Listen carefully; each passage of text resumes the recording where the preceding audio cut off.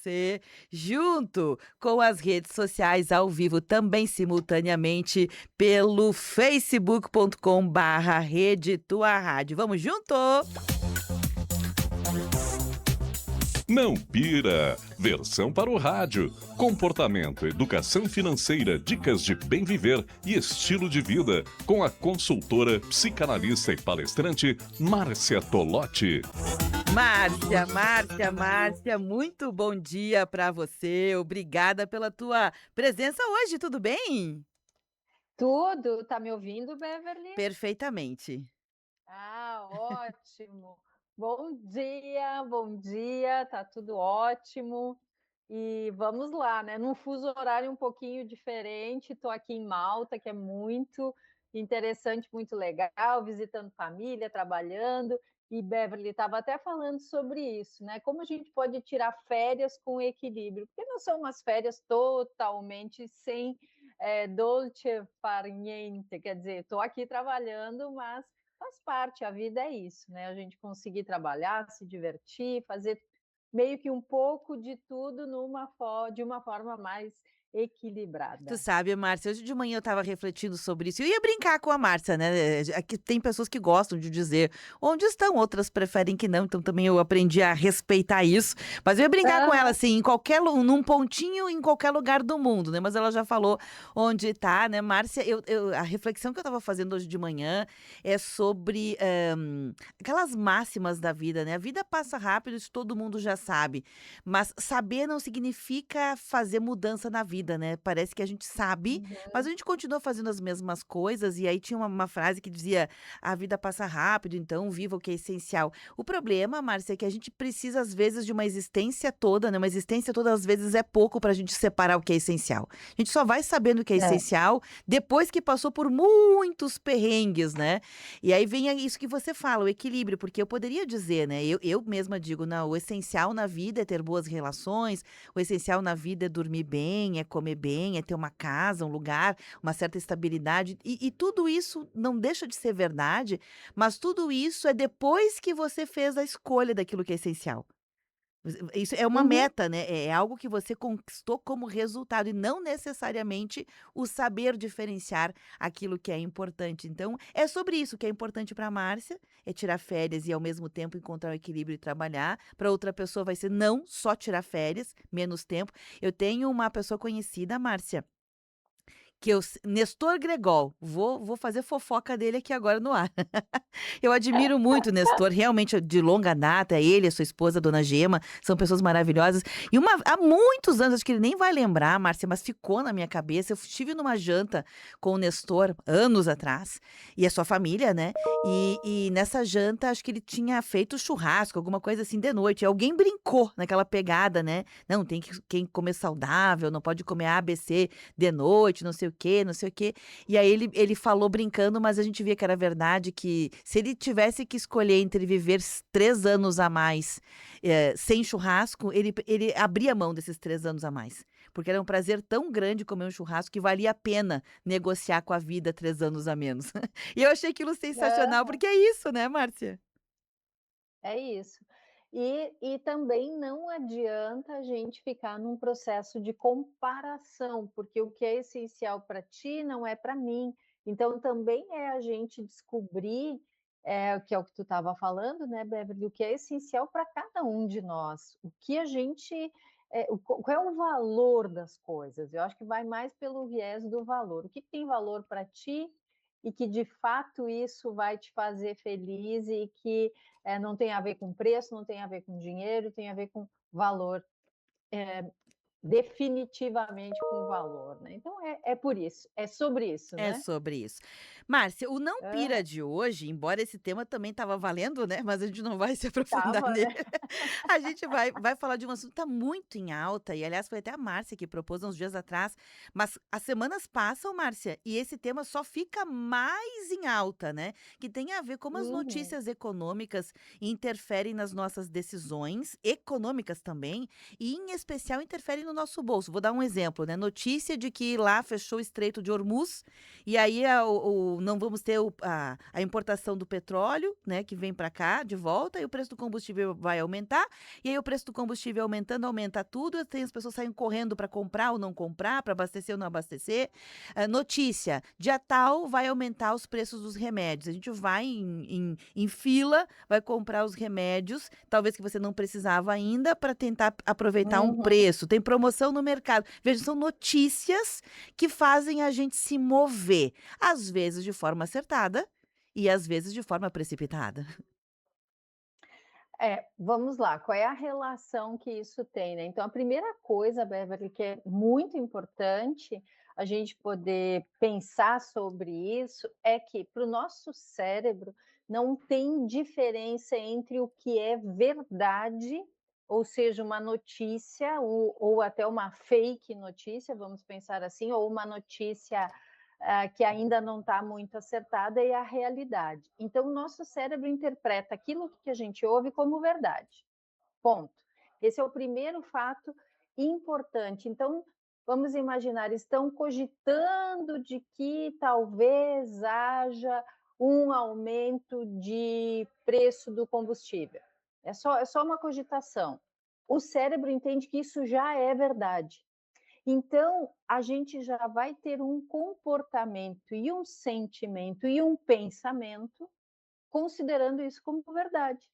Esse é o grande problema. A gente não consegue perceber ou deixar isso num campo, não, talvez isso aconteça. Não, o cérebro entendeu isso é verdade e ok.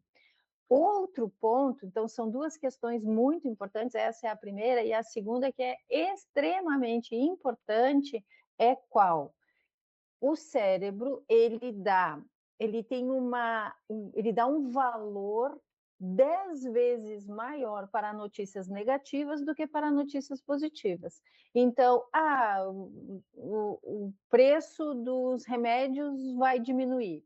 A gente tem um ponto de positividade. O preço da gasolina vai aumentar, a gente tem 10 pontos de negatividade. Por isso que é fundamental a gente começar a trabalhar com o nosso cérebro para que a gente se dedique, para que a gente busque muito mais coisas positivas, porque diante do negativo libera o cortisol, que é um neurotransmissor do medo. Então a gente já fica com medo, né? Vem uma notícia negativa em relação à economia, por exemplo, nós ficamos com medo. O medo faz com que a gente tenha uma aversão ao risco menor, ou seja, então eu vou investir menos, eu vou abrir um negócio, vou demorar mais para abrir um negócio, vou demorar mais para lançar um produto, vou demorar muito mais para fazer um investimento, porque eu estou com medo e eu tomo decisões mais irracionais. Então, esse composto todo, ele é fundamental de a gente pensar sobre isso, né? Muitas vezes as coisas não vão ser tão ruins como a nossa fantasia está criando, mas a gente acaba elaborando, criando um cenário ao nosso redor muito mais negativo do que ele seria. Por quê? Porque a gente já está acreditando que isso vai acontecer, então a gente se apavora, a gente propaga as notícias com mais rapidez, as negativas, lembra? É 10 por 1, 1 ponto para positiva, 10 para negativa, e isso faz com que o nosso entorno, que está ao nosso redor, acabe ficando muito pior do que na realidade poderia ser. Isso é muito complexo, né, Beverly? Uhum. As decisões econômicas, me parece, Márcia, pode ser que eu esteja equivocada porque eu não tenho dados, né? Mas elas normalmente fazem a gente segurar, né? Agora, tem informações que não são oficiais econômicas, são as extraoficiais, que a gente ouve um zum, zum, zum, por exemplo, de pessoas que a gente confia. Vou dar um exemplo. Estou numa reunião almoço da SIC, com muitos empresários. E aí estou lá sentada, não é oficial. E algumas pessoas começam a dizer, vai ser bom para tal negócio. negócio, as pessoas estão contratando para tal situação e a gente, às vezes, que não entende muito, digo a gente, pessoas, né, que estão ali, mas que não têm toda essa caminhada, estão começando. Elas vão lá e também entram, né? Não, vamos fazer, vamos contratar, vamos investir, porque alguém falou. Então, o inverso também é proporcional. Talvez uma situação menor, né? Mas também tem Uhum. gente que não vai checar de verdade e aposta. O nome disso realmente é aposta, não é investimento, né? É, a gente tem vários fenômenos mentais vinculados a notícias sobre economia, ou seja, no fim da história, a forma como a gente lida com o dinheiro, tá? Então, isso que tu traz também acontece, que ele se dá pelo contágio, como a gente chama, né? Então, notícias, isso é um fenômeno já conhecido e muito estudado pela economia e pela economia comportamental, ou seja, né, pelos economistas e pelos psicólogos econômicos, que existe isso e é uma das especialidades que eu tenho, porque a gente acaba estudando e entendendo como é que isso funciona. Então, esse contágio, ele se propaga porque notícias sobre economia, elas têm esse peso de como se fosse um vírus, né? Eu lancei isso, se espalha rapidamente, tanto as positivas quanto as negativas. E lembra do nosso papo aqui no começo. O nosso cérebro não faz distinção entre alguém que eu ouvi que disse acho que vai ser bom, meu cérebro já interpretou o que é bom. E a pessoa aí muitas vezes não avalia e sim vai tomar algumas decisões no inverso, pelo viés inverso, né? Vamos lá. O que existe que eu acho que é bacana a gente pensar um pouquinho, tá? O dinheiro nunca é sobre o dinheiro, né? A gente, quando fala de economia, que no fim da história a gente está falando sobre dinheiro, sobre como isso vai afetar o nosso dinheiro, a gente está falando sobre fantasias, né?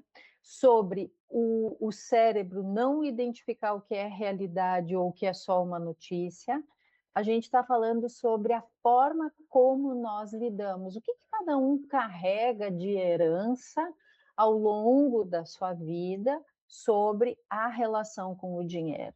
E aí existem dentro disso também os fenômenos psicológicos, psíquicos, né? Inclusive vale aí para quem quer se aprofundar um pouco mais, a gente teve, alguns anos atrás, um psicólogo que ganhou o Prêmio Nobel de Economia, que é o Daniel Kahneman, que ele vai justamente estudar esses fenômenos. Um deles, por exemplo, é a aversão à perda.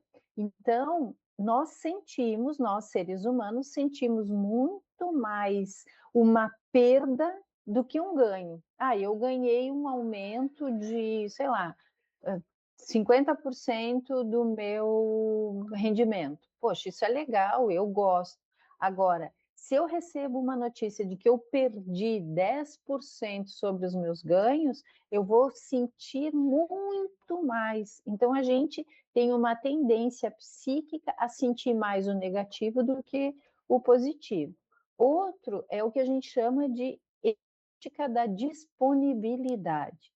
Fui lá, não sei aonde, numa palestra, ouvi alguém falar que talvez seja bom um determinado investimento. Vou num outro grupo e escuto que talvez seja bom. Quanto mais disponível é uma notícia, mais eu tomo aquilo como verdade e mais aquilo me direciona para um comportamento. Por isso que é tão ruim as fake news, porque se eu estou ouvindo de diversos lugares, eu tomo aquilo como verdade. Isso é outro fenômeno que a gente tem muito rápido, né? Então, o dinheiro ele é muito uma relação muito das fantasias que a gente tem e da forma como a gente enxerga o mundo, né? Ou eu entro num processo de combater aquilo que eu estou ouvindo, ou eu fico com medo, ou eu luto ou eu fujo.